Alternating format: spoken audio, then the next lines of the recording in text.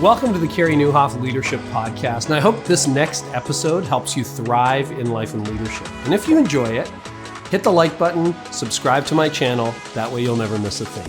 So pastors, I know how difficult it can be to keep your sermons feeling fresh and relevant, especially when you're preaching week after week. So whether you're hitting a writer's block or you're in a rush because it's Friday and you're trying to put the finishing touches on your sermon, things don't always go as planned. So to help you, I've created a 10-step preaching cheat sheet.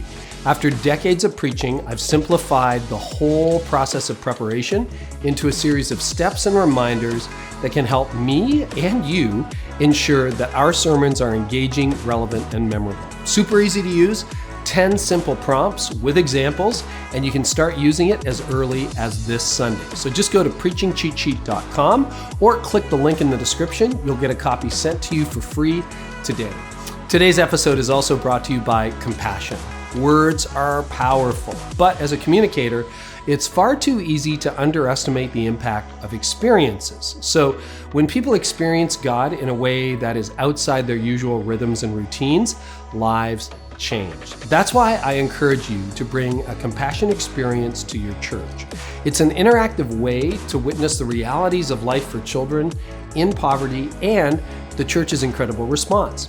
Families in your community will see how the gospel is transforming lives around the world, and because not everybody can go on a mission trip, you can bring the experience to you.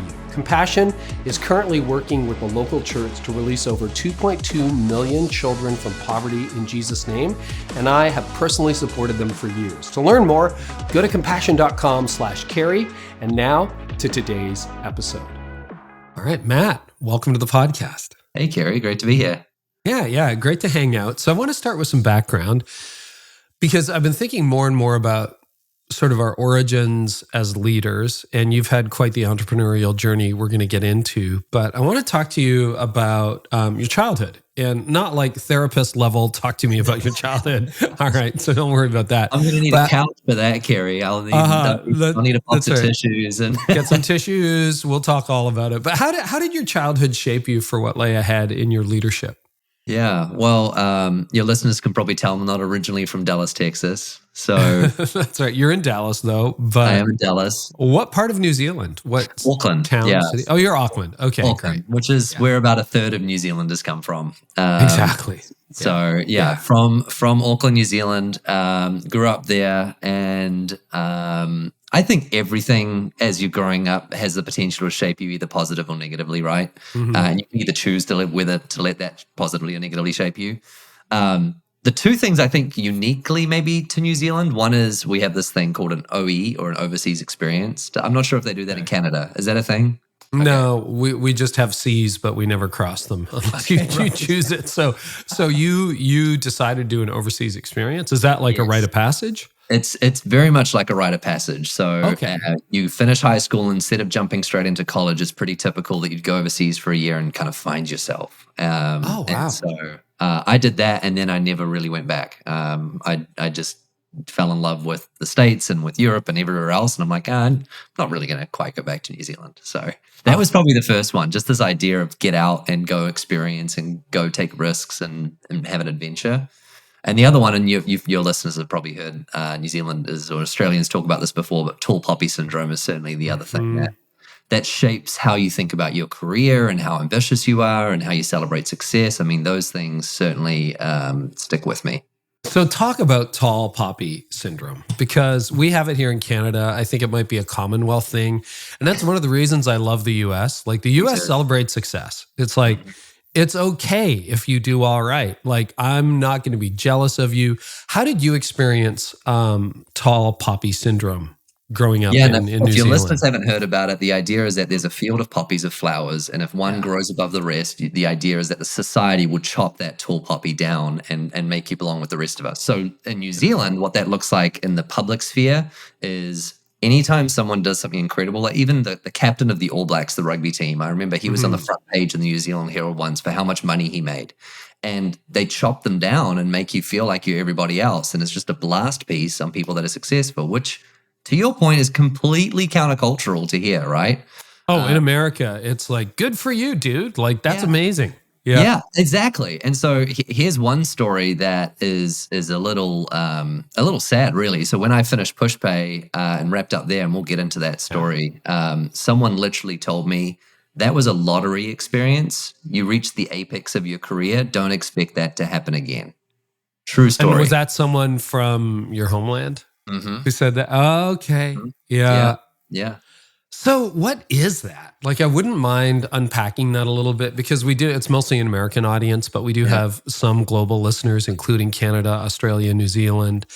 And, if you're an American who travels abroad, get ready. Like, okay, I'll give you an example. When I introduce myself to a crowd, when I'm public speaking, in Canada or in the Commonwealth or Europe, I'll usually start by saying, hey, I started with this. I didn't think I'd be a pastor. Started with these little tiny churches. By the grace of God, we grew. And it's funny, you're in Dallas. I remember giving that bio, which is my natural MO, years ago in Dallas. And I could tell I was losing all the leaders in the room, because they're like, what are you? Some kind of failure? Are you just this big failure? Like, what are you?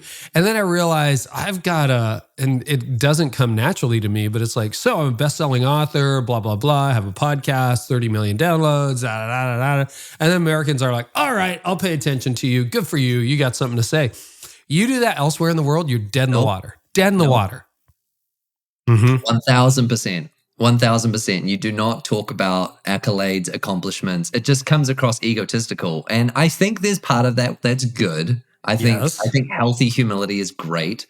But I also think there's something to be said about accomplishing amazing things. And so that shouldn't be you shouldn't be looked down upon for that. Yeah. Yeah. How did you respond when someone said, well, you won the lottery with Pushpay and that'll never happen again? I tried not to slap them. No, moments like that can stick with you because you can carry those words. Because if you're in between season, you can easily have that buyer's remorse of what did I do, and those feelings of regret, and maybe they're right. And you just have to work through it and realize, you know what, that's coming from a place of envy, that's coming from a place of jealousy, that's coming from a place of I don't understand. And so immediate reaction is, maybe you're right, and oh my gosh, that was a really amazing experience. Won't happen again. And then I think you just take some time to really process and realize, you know what, that's just someone expressing their own perhaps lack of satisfaction for their own world and putting that onto you. And it seems to be a bit of a collective consciousness sometimes. I know in Canada we've grown up in the shadow of the U.S. and I'm really proud of my country. We've done a lot of great things. But there is that. So what was so attractive to you about America as a foreigner? So my first experience in America, I was working as a canoe instructor at a summer camp in New Jersey. Very random. And so that is random. Okay. It's about as random as it gets. My podcast producer, Carly Nieuwhof, will love that. She is the chief ambassador for the state of New Jersey. That's where she lives. She just loves Jersey. Okay. Oh, love it. There you go. Continue. Love it. Carly, we gotcha. I think so. When I went there, and you train to be a lifeguard and you train to be a canoe instructor, and everyone's working out in between the training sessions, and they're getting up early and they're like sprinting to get to the different meetings. And I'm like, in New Zealand, we would turn up late, we would be relaxed, we'd probably want to lay on the beach and like sun ourselves for a little bit. I was just like astounded at just the drive, or maybe the ambition might be the right word, of just let's go get it. And so that was my first foray into it. And then once I moved over here in Seattle, which was about 11 years ago now, you're just astounded at just the sheer amount of people trying to rise to do something of meaning. And so you feel like I'm 1 in 300 million now instead of 1 in 4 million in New Zealand. I better give this thing my very all so that I get noticed. So it's almost the complete opposite. Don't get noticed versus do your very best so that you do make an impact, if you know what I mean. How did you and Chris Heaslip meet? You've worked in a couple of companies together, founded Leader together, and he's a fellow Kiwi. He is a fellow Kiwi, yeah. Although he thinks he was born an American just in the wrong country. But Chris ran the youth camp when I was 15, when a buddy of mine at school dragged me along to church. And so he ran the camp. He was the pseudo youth pastor or youth leader at the time. Buddy dragged me along. never been in church, never heard of church, didn't know nothing about it. No one in my family, that's just not our background. And so got hooked into the church there. And then 7 years later, Chris and I really didn't have much to do with each other. 7 years later, someone told me that he's starting a company. And then the rest became history. Now we work together for the last 11 years or so. Yeah, and we've had Chris on the podcast a couple of times talking about his journey at Pushpay and then exiting the company and burnout and the whole deal.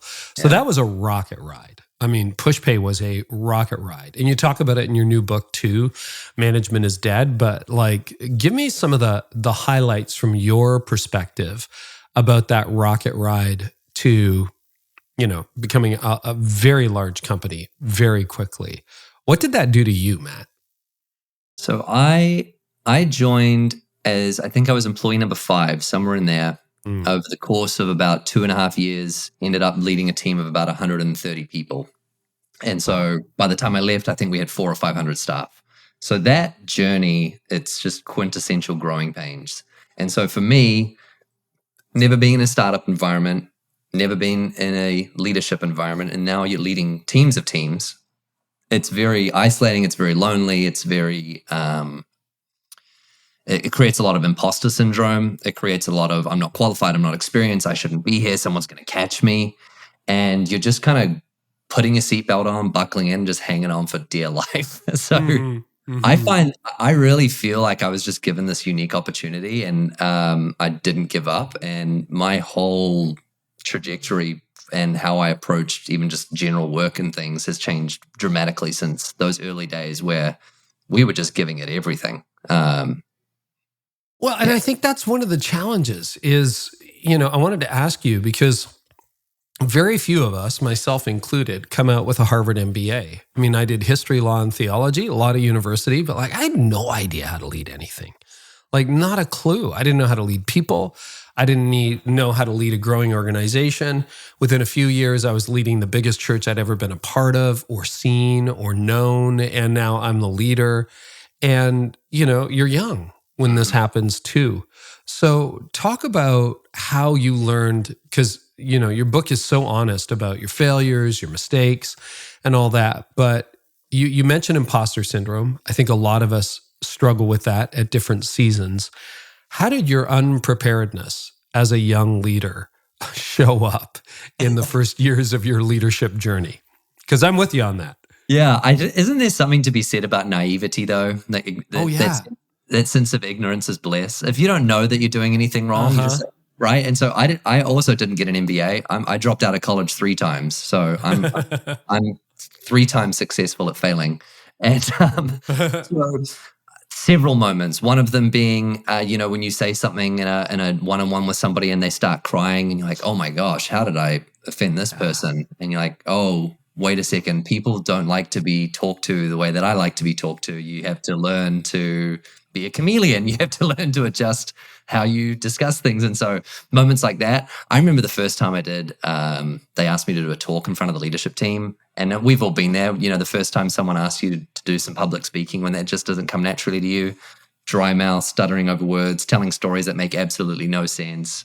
I remember someone coming up to me afterwards and saying, you really tried, right? Like that's about as good as the compliment it would get. So yeah, I mean, I feel like I'm the case study for growing pains in those early days. You're thrust in, but I think, like I mentioned, that naivety is maybe a strength because you don't know what you don't know. I'm glad you mentioned that. I've thought about that from time to time. Say more about naivete, because I think you're right. It is an advantage. And one of the disadvantages I have now, having led for 30 years, is I'm like, oh, I've been down that road. Don't do it. But it can really make you cautious, scared, irrelevant, fearful, hesitant to change. Whereas naivety is like, you don't know what you don't know. So you just go for it, right? There's an eagerness attached to naivety. There's a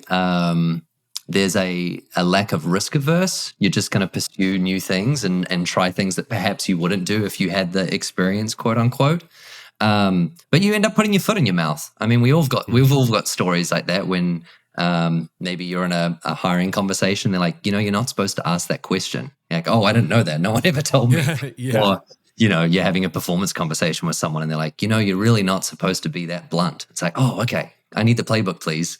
So isn't that the fun way to learn though? I'd much rather learn that way. Oh yeah. And you really don't know. I've learned a lot of this. So speak to some young leaders. We have a lot of young leaders listening to this podcast.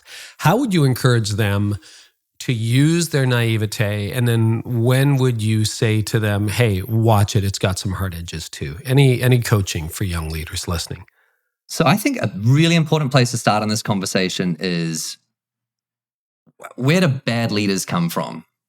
Because I think it's unfair for us to think that a bad leader wakes up that day, or let's just say 99% of leaders don't wake up that day thinking, how do I make my people's lives terrible today? They just don't think that.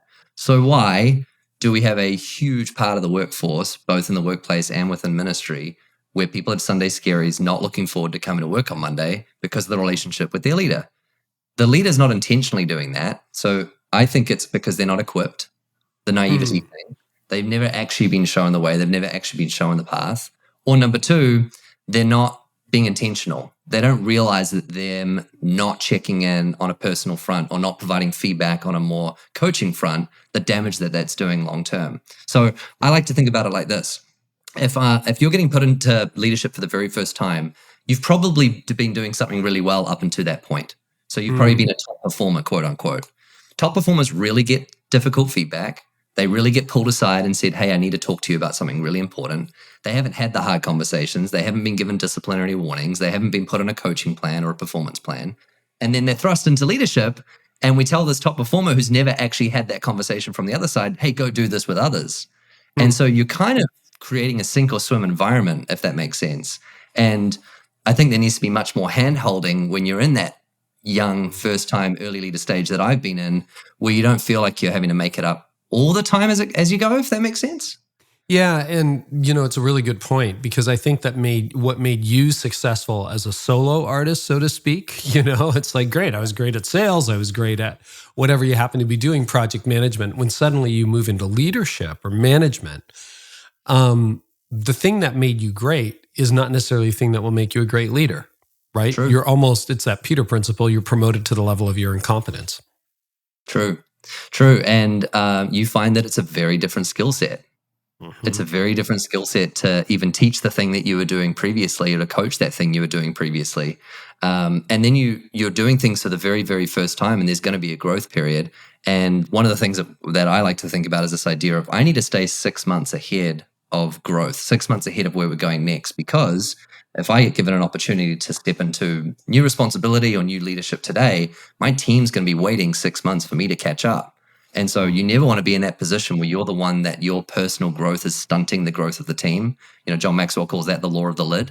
You don't want to be the lid or the cap on your team. And so I guess became obsessed with this idea of staying ahead of that growth and never being that cap or that bottleneck. But then you become a little psychotic. But I like that. I think that's good.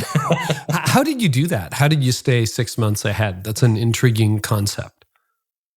So I love asking the question to peers, colleagues, friends, family, whoever's closest to you, what are my gaps? What are my blind spots? And just be brutally honest. So one of the things that I try to do on a quarterly basis is something we call, we stole it, called the T3B3. What are Matt's top 3 skills? What are Matt's bottom 3 skills? And you do it in a 360-degree feedback. So ask your manager, ask your peers, ask your direct reports. And if you make it anonymous, which is a brave thing to do, because people will tell you what you don't want to hear. But if you make it anonymous, you hear all the things. So practically speaking, staying 6 months ahead of growth. Here's an example. When I sent my first one out as a manager, someone said to me, Matt, you need to learn how to be a scalpel, not a sledgehammer. Wow. So no one's going to come up and say that to your face. And if they do, be friends with that person for life. But someone anonymously said, Matt, learn how to be a scalpel, not a sledgehammer, because what do? I'm like, oh, I love it when people are direct with me. I think it's fantastic. And so are you an Enneagram 8? I am, yeah. Okay, there you go. Yeah, I get it. Just tell me. Just tell me. You're not going to offend me. Hit me between the eyes. I'm fine with it. Yeah. So moments like that, it's like, okay, I have to learn now how to be a much more, I need to weave the conversation as opposed to coming in like that velvet sledgehammer. Otherwise, I'm just going to distance people in the process. So the driving factor was get the feedback, use that as a motivator to push you to work on those blind spots, work on those weaknesses, and grow your way out of it. So that by the time you're in that position of leadership, it's not too late. What is, if you're willing to go there, what is some of the most brutal feedback you've gotten when you ask for the top 3, bottom 3? Yeah. I'll share a few. I got lots. I'll share a few. I'll share a few. So I think the most encouraging positive feedback you get is when it's third party, when someone says, hey, I was just chatting with Carey and Carey was telling me that you blank. That's always the most rewarding. I feel like positive reinforcement because you know that they don't want anything from you, right? Yeah. So the inverse of that is also true. When someone says something to you and you're not in the room and it's third party constructive feedback, that hurts the most. So I remember one in particular. Someone came into my office. This was not even that long ago, maybe 2 years ago. And they came into my office. I'm like, hey, how you doing? They're like, oh, I'm not great. I'm like, oh, I'm sorry. Like, what's on your mind? And they're like, no, I'm okay. I'm like, oh, sure. Are you sure? Do you want to share with me what's happening? They're like, no, someone told me not to process things with you. I'm like, true story. I'm like, tell me more. And they're like, yeah, someone said that Matt just likes to make decisions. He doesn't like to process things, so don't process things with Matt. Whoa. Ouch. So now it's like I'm known behind closed doors as the guy that doesn't process things well.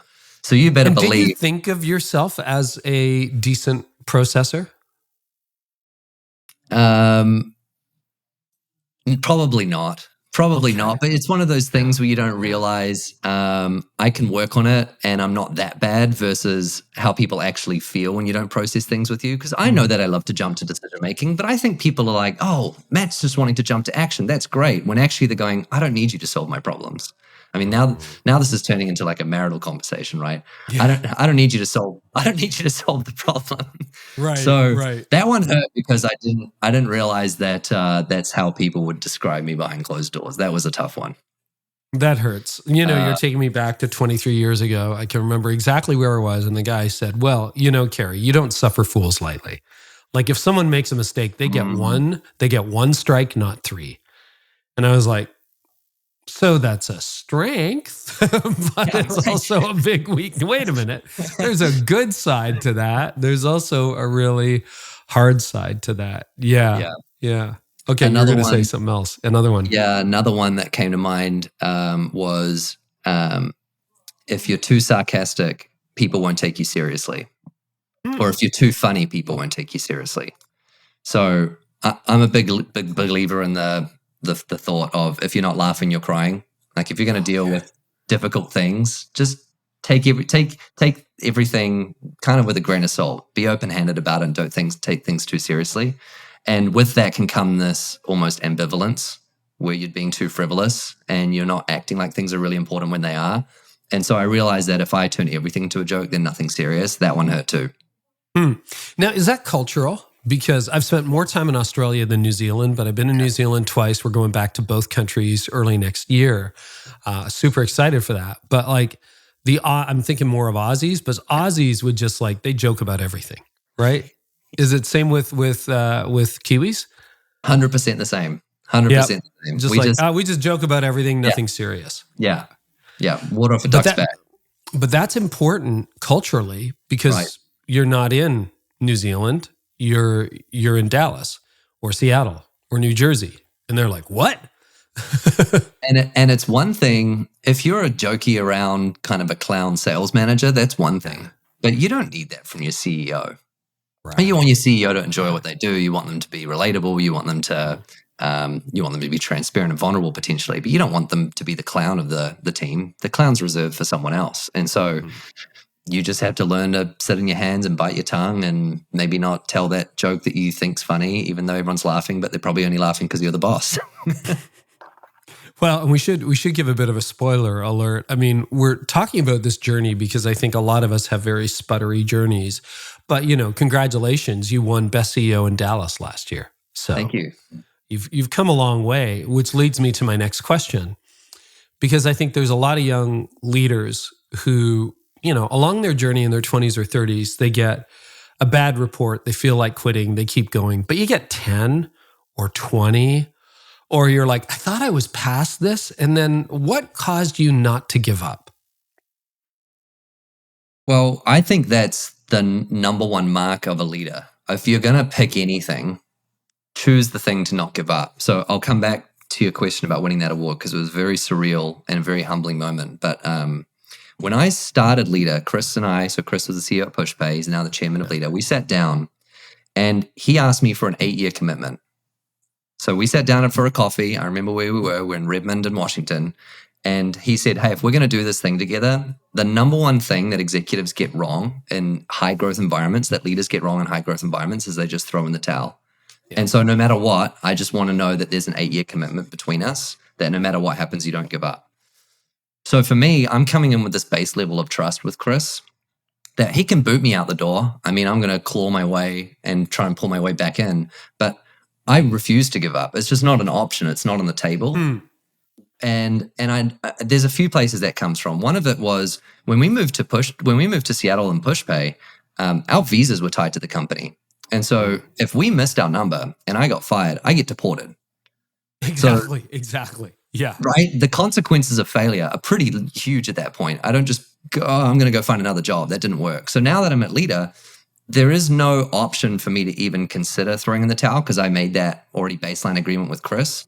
And so now it's just this thing that's not even on my mind. It doesn't even enter my framework. And then the thing that I encourage a lot of leaders with is leadership matters most when things are hard. I think it's a little too frivolous for me to say, but leadership's easy when you're winning, or leadership's easy when you're on the mountaintop. Leadership's needed most when you're going through the rut. Leadership's needed most when your team or you are having a hard time. And so that's when you have to go back to those first principles. So, I think like many tech companies, leaders going through a difficult time right now because we're just having to navigate the economy and what does this mean and how do we make sure— high interest rates, the whole deal. Yeah. Oh, the whole deal. And so I have to continually have that in a monologue for myself of, let's go back to core principles. Let's go back to why we started in the first place. Let's go back to the reality that no matter what, I will never give up. And so now it forces me into action of solving the problem instead of falling into a woe is me mindset, which I've done so many times in my leadership. I don't know if you can relate to that. Oh yeah, self-pity and I, we've spent too much time together, and I'm in a good season right now. But like, man, if things start to hit too long, I'm like, well, what's wrong with me? And I never get it right. I get it. So if you were to look at CEO of the Year, Matt, and then go back a decade, 15 years to when you were just starting out, what are some of the biggest differences a person would see in you between then and now? I hope they see a wildly different person. I actually think one of the worst insults you can hear is when someone sees you after a few years and say things like, oh, Matt, it's so good to see you. You haven't changed a bit. You're exactly the same. That grinds my gears. I don't want to be that same person. So I hope that they would say, I'm far better at processing, back to that earlier comment. I'm much more tactful in the way that I would share difficult feedback. I'm maybe not less honest, but I'm maybe less blunt. I would hope that they would say that I've become more empathetic over the years. I think that's another challenge of leaders. We are given so many problems and difficult situations to solve. And it's very easy to tend towards cynicism as opposed to empathy. And so as opposed to hardening ourselves to the situation, and next time it happens, we're like, oh, I've seen this before, this is no big deal. Actually becoming more empathetic is important. So I would hope people would say that too. I think every year I want to be sort of a reinvention of the T3B3 that I got a year ago, so that no longer shows up on my next T3B3. You can almost become obsessed with it.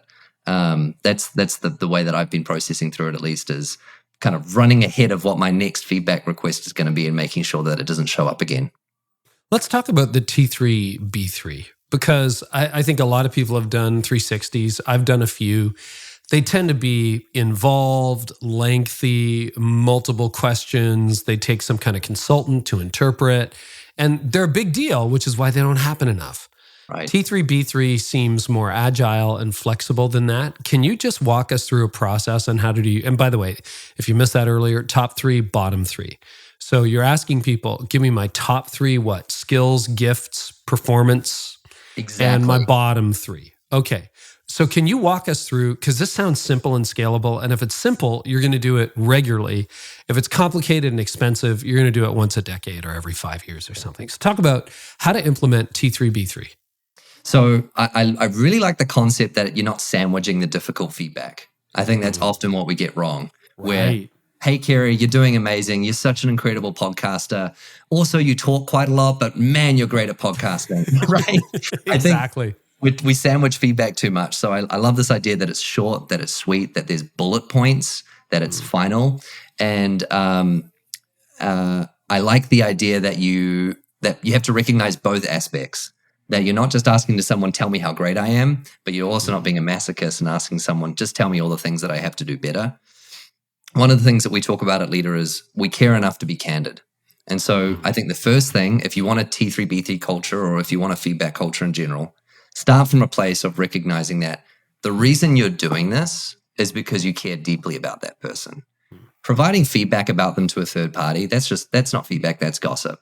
Talking about them behind closed doors, that doesn't help them.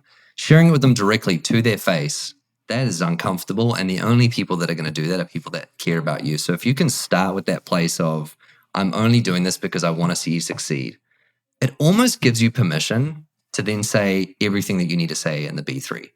And so I do it quarterly. I think that's a pretty good cadence. I think yearly, it's probably a bit too long. And I think monthly, people are really scraping at the barrel of things that you're doing well or things you're doing poorly. And maybe you won't get different themes. And then, like I mentioned earlier, if you really want to do it, go anonymous. You'll hear all the things. So specifically, I know Leader has software for this and this. Is that integrated in your software, or can it be as simple as a Google Doc that you send out? I don't know how you do that anonymously, but what is the process for doing this? I used to use Google Forms because you can make those anonymous, or SurveyMonkey or any of those systems. We've now integrated it as a part of Leader, so you can do that within Leader as well. But I would find any form of anonymous survey tools that give you that ability. SurveyMonkey, Google Forms, etc. How many people? Like, if you have a small team, I have a very small team. Anonymous can be a little bit challenging with a small team. Any advice for people who have 5 or fewer people on their team, or 10 or fewer people on their team? Yeah, if you have 2 people, it's like, well, this is either Bob or Susie. This is exactly. Yeah. I think if you have 10 people or more, that sounds about right. 10 people more sounds about right. Any smaller than that, you're probably going to be playing the detective game. Well, I'm looking at this person's punctuation and I'm looking at the way that they said my name. I know who that is. That doesn't do it to anybody. Yeah.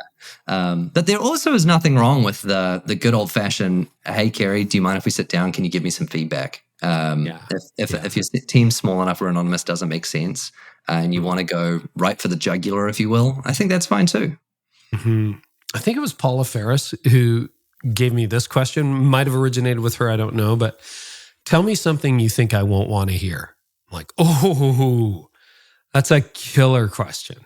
Because it's not like, do you have anything? It's like, no, tell me something, Matt, you think I won't want to hear. That's such a great question. The one, I love that. The one I heard recently that I've been using all the time is you get the feedback and then you say, what's the last 5%? What's the thing that you're withholding that you want to share, but you're not sure if you should? That's when it gets really spicy. That's good. It's like Michael Bungay Stanier. He says, okay, what's on your mind and what else? And what else? It's amazing what you hear. Now, that's not a T3B3 thing, but it's amazing what you hear, like that last 5%. And what else? Yeah. And what else? Because that's usually, people tell you what they think you want to hear, and then you're, and what else? It's like, well, actually, now that you're interested, blah, blah, blah. And then you get it, right? So one of my mentors, Ross, he does this thing where he goes, hey, Matt, how you doing? I'm good, Ross. How you doing, Matt? I'm like, I'm good. He's like, how you really doing? I don't know, Ross. I don't know. There's something about that extra level, isn't there? It's important to keep digging. That's good. Okay, so you talk about, and I think this is tied to your journey, you know, from starting out, no idea what you're doing, imposter syndrome, to CEO of the Year, which congratulations again. But you talk about the leadership spectrum, and it's kind of going from like lost manager, best friend manager, bulldozer, leader to leader. I probably missed some things in there, but can you fill us in on that spectrum? Because I think it's very descriptive, Matt. And it's important to talk about this without using names, because anytime you think bulldozer manager or best friend manager, you're like, oh, I know that person, or you're thinking that's me. So yeah, we like to think because managers, when you're working with people in leadership, it's not as black and white, it's not as binary, it's not as simple. I like this idea that it's on a spectrum. So we like to start with this idea that there's a lost manager. That's the person we're talking about earlier. They don't know what they don't know. Maybe they've just been put into leadership. They haven't been equipped. They're not setting out to be malicious. They just don't know the right way to lead. What the next quadrant or the next idea is this idea of the bulldozer manager. That's kind of what I was sharing earlier about me, this tendency to just be a sledgehammer, to just say things as they come to mind. And then on the other end of the spectrum, you've got this best friend manager or the highly relational manager. And we worked for those people too. Those are the folks that you have a really good time at work. You have a great, enjoying atmosphere. Everyone's laughing and having a good time, but not a lot of work is being done. And so, Michael Scott. Michael Scott. Trying That's to be exactly what it is. Best friend manager. Best friend manager. And so what you want to do is have a mixture of the best friend and the bulldozer. In certain situations, you have to be a bulldozer. In certain situations, you have to be the best friend. And so I like the idea of treating it as that spectrum, because you have to have both ends of that spectrum at different times with different people to be an effective leader. And so when we think about, okay, how do I equip someone that's currently maybe tends towards that highly relational, that isn't really great at having those difficult conversations, that isn't really great at giving that tough feedback, maybe we need to sit down and role play it with them. Maybe we're talking to the lost manager, and maybe in that situation, actually what they need to do is just be given, they need to be equipped. They need to be given a process on what does my day-to-day really look like as a first-time leader. So I like the spectrum idea, because you're bucketing people into these different categories where you recognize, oh, I tend to be a bulldozer, so I need to focus more on the relational side, or I tend to be relational, so I have to focus more on the bulldozer side. Yeah. Helpful. Anything else about your journey from startup leader to CEO? I can go so many different directions. I think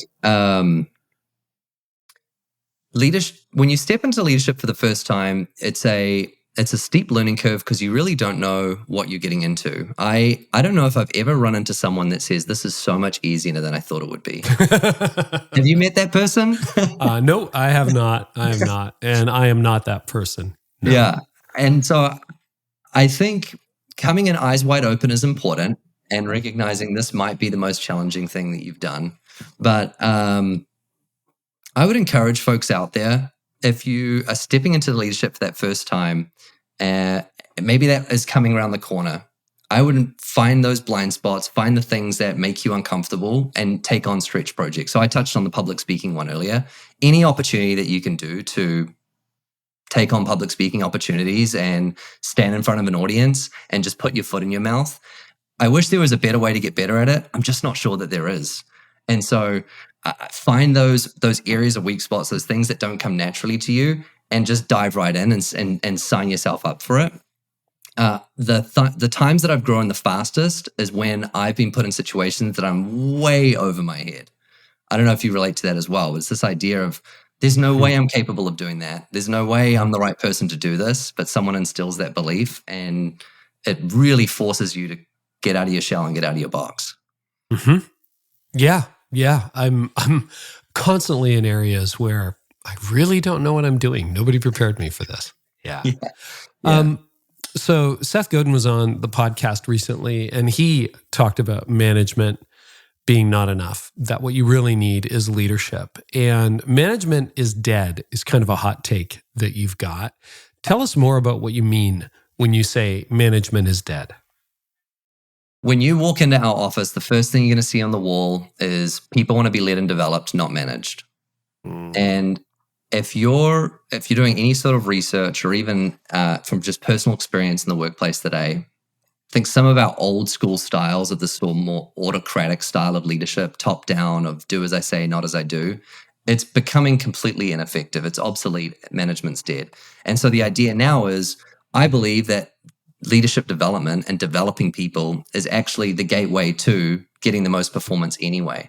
If we start with trying to squeeze the juice out of the lemon, in other words, if we start by just focusing on how do I get more efficient, more effective by just being a hammer, ultimately your long-term effects of that are going to be far more diminished than if you started with the place of where are you at today, where do you need to be, and how can I help you get there? This idea of development, this idea of care, this idea of equipping. And so we like to talk about we're here to turn managers into coaches because we know that if we can help you to coach to become more effective, ultimately that's a win-win scenario. The idea that we can go back to the hierarchical style of here's the OKRs and do what I say because I'm the boss, because I have the title, because I have the experience, I have the resume. Maybe it's a generational thing. I just think that play is extremely ineffective today. I just don't think it works. And I think it's falling on deaf ears, especially for the younger generations. And I would put myself in that bucket. We just don't respond to it. It's just, we just don't look up to that. So that's the core sentiment behind it, is this idea on focus far more on people development. You're going to get the outcome that you desire on the management side anyway. So a lot of people would say, totally agree. It seems impossible. Like, I learned management. That's what they still teach. What is at the heart of people development? It's making the time to sit with people and let them know that they feel cared for and developed. So a clear example of this is we have a huge focus on not only just running a really effective and tactical team meetings, but really investing and taking the time to care for our employees through a one-on-one or just through a check-in, at least on a bi-weekly basis. So I get the sentiment that this doesn't seem probable. I get the sentiment that this seems altruistic or it's too hard or it's too much time. But I would also push back to say, do we really not have enough time every other week to sit one-on-one with people face-to-face across from a table or over Zoom to just ask some simple questions like, how are you really doing? Like Ross. Like we need that once in a while, and we need it in the workplace too. I think it's a shame when we get to this point where we have so many people in our team, we have so many direct reports that we don't have time for them. Or said another way, I've heard one of my pastors used to say, if you're too busy for people, you're too busy. And so I almost think that's a bit of an excuse to say, oh, I get leadership, but management seems easier. It might be easier in the short term, but in the long run, I think you're just pushing folks away. Okay, that's really interesting, because I think a lot of people get uncomfortable. I have a friend of mine, Jeff Henderson, who taught me years ago. He said, ask people how they're doing before you ask them what they're doing. I think that's a really, really good approach. So get us started. What are some of the basics, the principles of people development? I think you have to start with that consistent check-in moment, the safe space, I call it. So every other week, create a space where that employee, that person on your team feels like that's their meeting, not yours. And how long is that check-in? 30 to 60 minutes, depending on. Wow. Yeah. So it's not like a 5-minute hallway, hey, how you doing? Hey, I've got an open door policy, right? I think some of the bulldozer managers, that's their response to conversations like this. Oh, I've got an open door policy. Anyone can come talk to me anytime that I want, but they don't. And they never do. And they never do. And if you're like me, you've learned your face doesn't have an open door policy, right? Your door might be open, but your face is not. So start with that one-on-one. Just commit to every week, make that a priority. And what you're going to end up doing is letting your team know that they're the priority. So that has to be the foundation. The next step is every employee being recognized and led by their unique strengths. So right at the beginning of the conversation, it was kind of fun. You said, are you an 8? Right? So you know enough about me to know, okay, Matt's an 8. That means Matt likes to be challenged. That means Matt's like to be pushed. That means Matt likes to have deep, meaningful debates where it's fiery, but no one's getting offended. Like that's 8s. And so totally. If you're going to recognize people with their unique strengths, you have to understand who they are. So doing a personality assessment, Enneagram's great, Working Genius, Myers-Briggs, DISC, any of those to just give you a baseline of what your team is like. So one-on-ones, unique strengths, feedback culture, we've already touched on that. Number 4, having clear and documented goals. If you're a visionary leader, you're great at setting goals, perhaps not so good at letting your team not forget those goals. And so making sure that they're front and center and documented and people know and have clarity. And then finally, folks having a development plan, which PDPs and personal development plans, this conversation it can become very as a leader, you can roll your eyes. Here we go again. I've heard this before. It's not that complicated. Where does this person want to go, and how can you help them get there? How can everybody have a best next step? So it's one-on-ones, unique strengths, feedback, goals, and development plans. That's the framework for creating a development culture.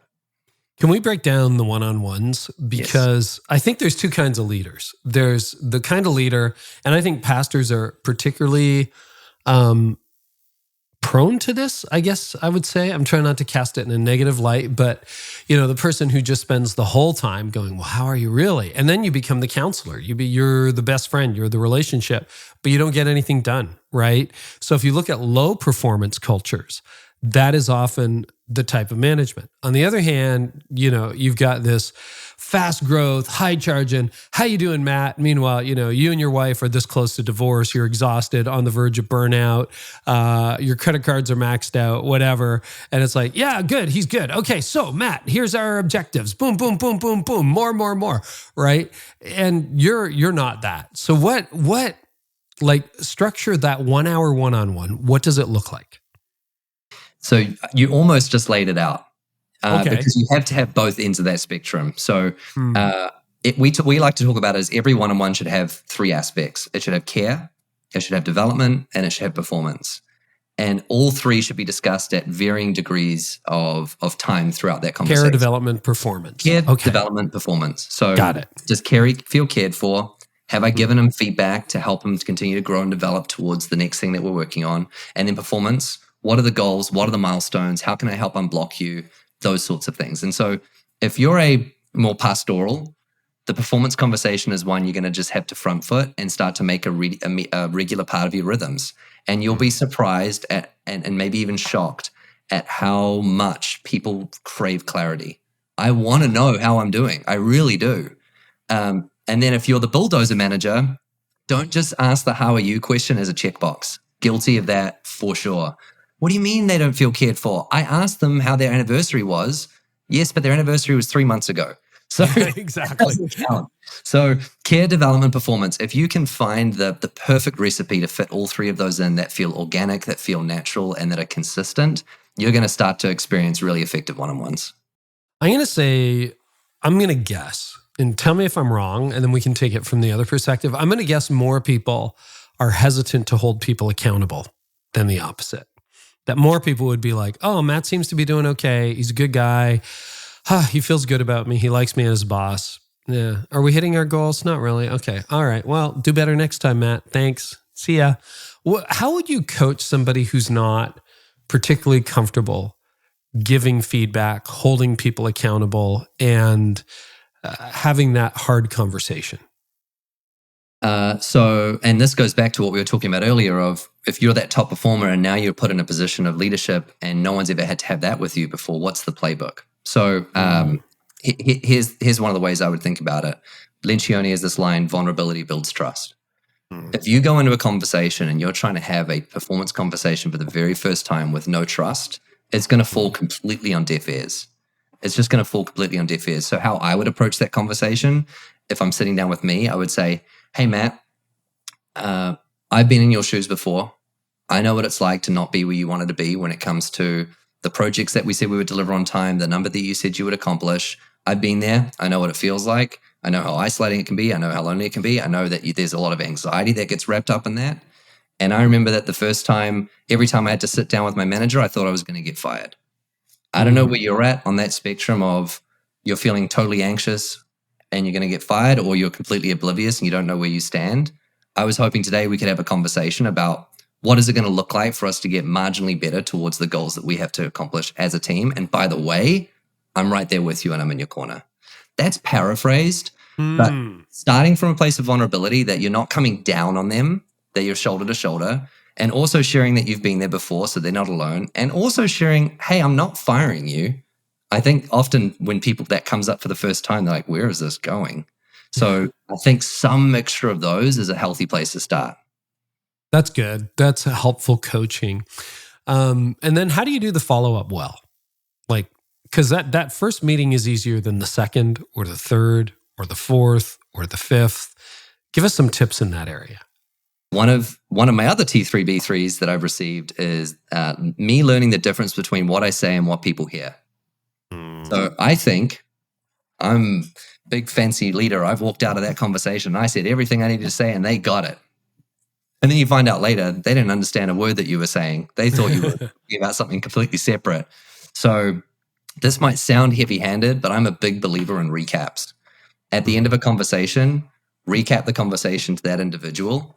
Hey, here's the things that we talked about. Here are the gaps. Here's what we're going to work on. Here's what I'm going to do this week. Here's what you're going to do this week. And we'll check back in next week and see how we performed. Do you agree? And get a yes reply. So I send that to an email on any conversation that I feel like I'm going to need a reference again in the future, good, bad, or otherwise. I'm a big believer in the recap culture. Or have them send it to you. And that ask sounds scary, but it really isn't. So if Carey takes the time to sit down with Matt and say those awkward words, hey, I've got some feedback for you. Do you mind if I share it? And Matt hears it and responds, I think it's completely realistic for Carey to say, hey, do you mind sending me a quick recap after this to make sure that I was articulate and I said the right things and that this made sense to you? So if you can get a recap culture, the next conversation gets easier because you just pull up the recap. Hey, remember when we talked about the dates, the deadlines, the goals, and the things that I was going to do and the things that you were going to do? How are we measuring up against those? Now the recap becomes the bad guy. The documentation becomes the thing that we can point to, as opposed to as me constantly coming down on you with it. So that's some of the practical ways. Great idea. And you would put that in writing via email or a Slack message or Asana or whatever you're using. Exactly. Great. Yeah. Wow. Okay. A couple of other questions for you. You mentioned generational change, and you hinted at this earlier. You said younger generations, they just don't like to be managed top down, et cetera, et cetera. We now have 5 generations in the workplace, and soon maybe 6. I don't know, because Alpha's coming up pretty quickly too. So any advice for managing the different generations, what the different characteristics are, and how to handle that?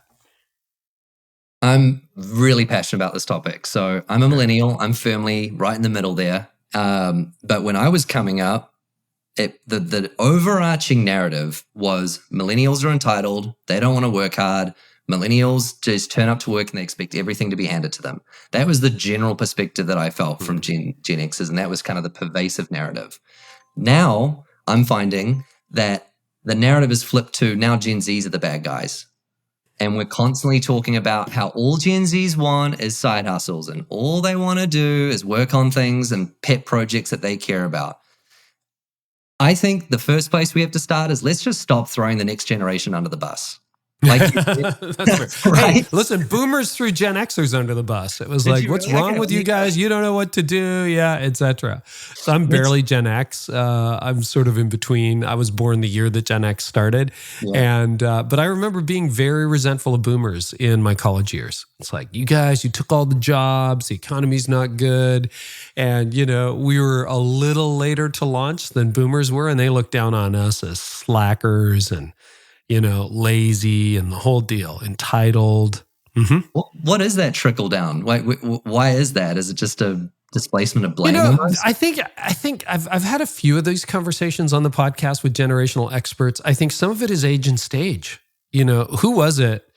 I don't know, some American, I'm going to say it was Jefferson. It wasn't, never trust someone who's not a radical in their 20s and a conservative in their 50s.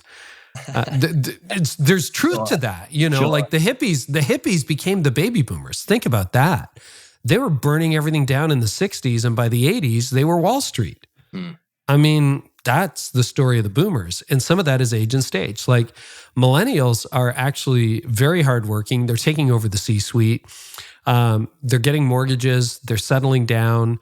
The generation that wasn't going to have kids is having kids. And yeah, there are definitely characteristics that are a little bit different. But I think you're right. I think if you give Gen Z another decade, they're going to be behaving very differently. Right. Isn't that funny? So there's a good place to start. Let's just all stop throwing the next generation under the bus. And I'm speaking to myself in there. Let's just stop throwing Gen Zs under the bus. I nerd out about this fact from a leadership standpoint. So one of the ways that there's this research firm called McCrindle Research, and they put out this grid that shows, have you seen it? Yeah. Yeah. Australian company, right? Exactly. We love Australians. Yeah, we do.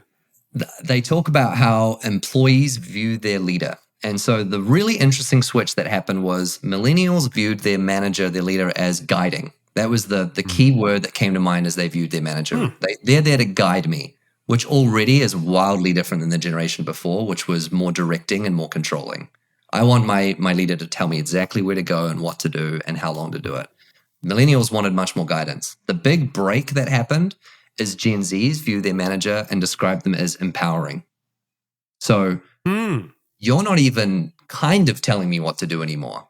You're just there to like put wind in my sails. You're just there to kind of give me permission. So empowerment and guiding and controlling, wildly different terms that how we would view our leaders. And so that requires a wildly different leadership style. So the way that I'm trying to challenge myself with this now is use generational data as indicative, just like I'll use a personality assessment. If Matt's an 8, Matt should be led differently than if I was to lead a 1. Sure.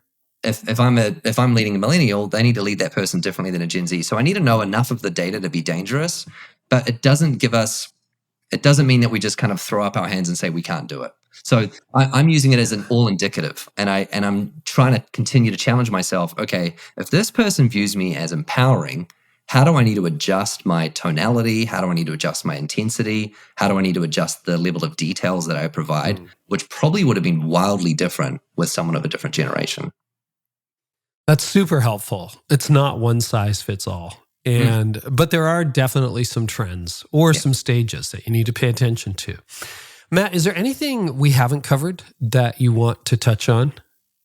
The one topic that I can't stop talking about these days is the power of the inner monologue as a leader. So find out what. So I've shared a few already we've talked about today. One of them is if you're not laughing, you're crying. This idea that you have these inner statements, these inner monologues that you tell yourself on a regular basis, maybe even just to keep you sane. So let me share a few of my inner monologues.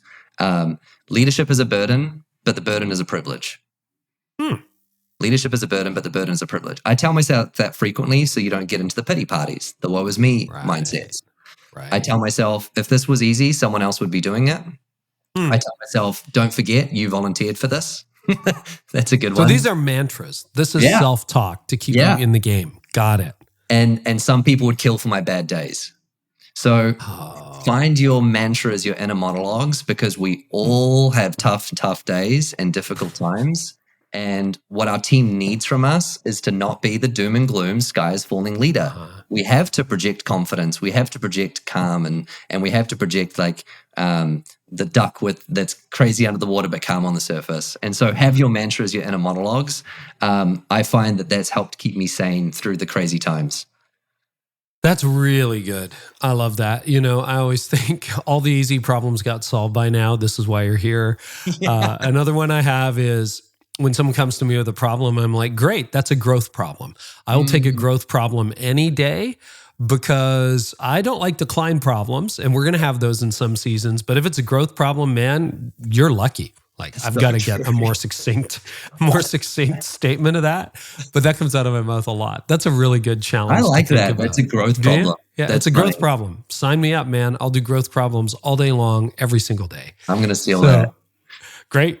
Matt, I've learned a lot. Go ahead. You got another thought. I was just going to say, if you're watching, you might be seeing Jocko behind me. Jocko's got this statement called "Good." If you don't know who Jocko is, he's a Navy SEAL commander, or was a Navy SEAL. Jocko Willink, and very inspirational guy. And he has this statement that when anything goes wrong, the immediate response as a leader is good. Good. Oh, I've heard him say that. Yeah, good. Because now we've got an opportunity. Good. Yeah. The house is on fire. Good. Good. Great. Mm-hmm. What do we do?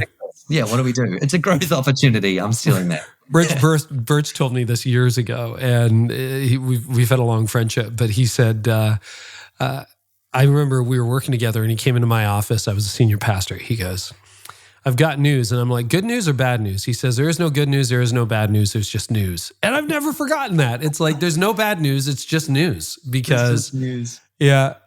That's so good. So you got a new book. It's called Management is Dead. I had the privilege of reading it, endorsing it. I would encourage people to get out there and get it. Tell us about where that's available. Obviously, everywhere books are sold, but if you have anything special about it, and then where people can track with you these days, Matt. Absolutely, yeah. So managementisdead.com or leader.com without the second E. leader.com. And you can reach me at matthewtressider.com as well. I'm online on LinkedIn because that's what tech people do. And we post blogs all the time. You can hear more about our voice and what we're putting out into the world. Fantastic. Matt, thanks. It's been a great hour. Really appreciate it. Likewise. Thanks, Carey.